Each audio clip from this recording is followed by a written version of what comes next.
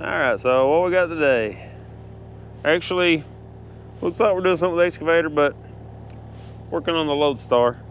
This slip yoke on the driveline, I can't get it loose, so we'll see if we can't pull it apart with the excavator. And we will knock out a couple of U-joints, try to get this front section of driveline into the Loadstar. Like I say, I tried to get that apart. Couldn't do much with it, so I didn't really push it too hard. So figured we'd just use the machinery. So let's see what we can get done on this thing.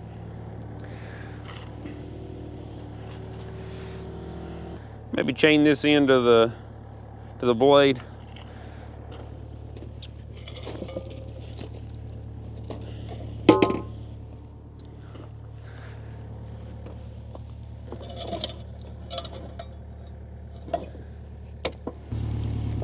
That won't work.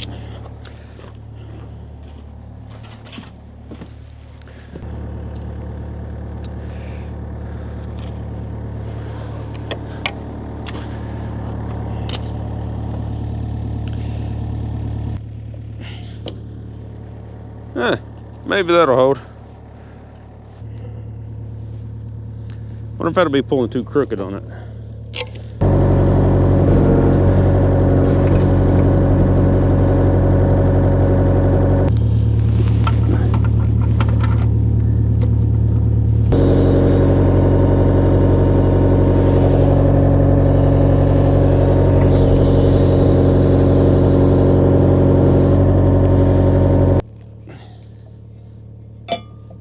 Oh, that thing's just gonna be in the way.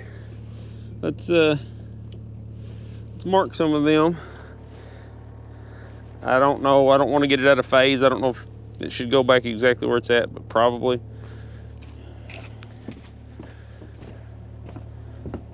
So we'll sneak a few marks in here on it somewhere.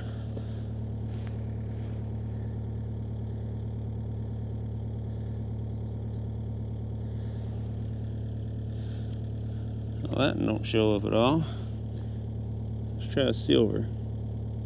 Yeah, we got some silver there. Now hopefully we can see that. If not, should be opposite of what those are down there, so yeah. Now you keep a real close eye on this, see if it starts moving. Oh yeah, not bad at all.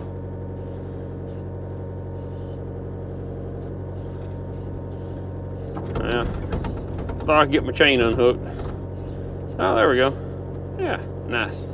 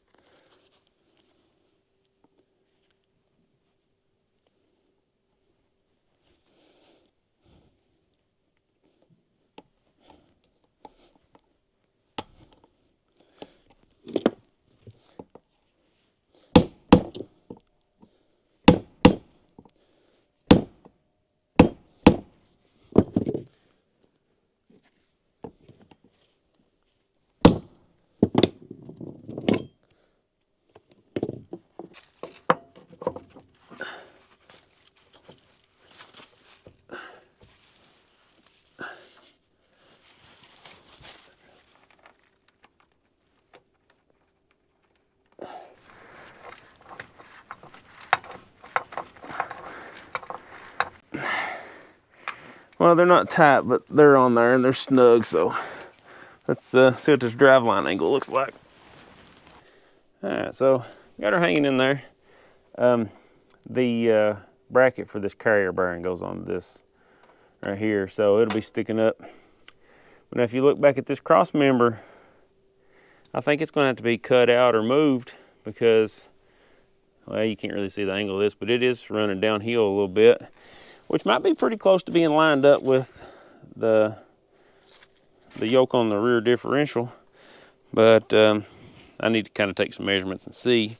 But kind of looks like we have to do some modification on this. I knew we was going to have to make a mount for the carrier bearing, but I wasn't anticipating really cutting much out of that cross member. But it looks like we're going to have to, maybe. So we'll get some measurements here and kind of see where we're at. But you can kind of look, that drive line is running downhill a little bit, so we'll see how she lines up here. Now, I don't know if this is going to make much sense, but it does to me at the moment. So anyway, I'll show you what I did. So I measured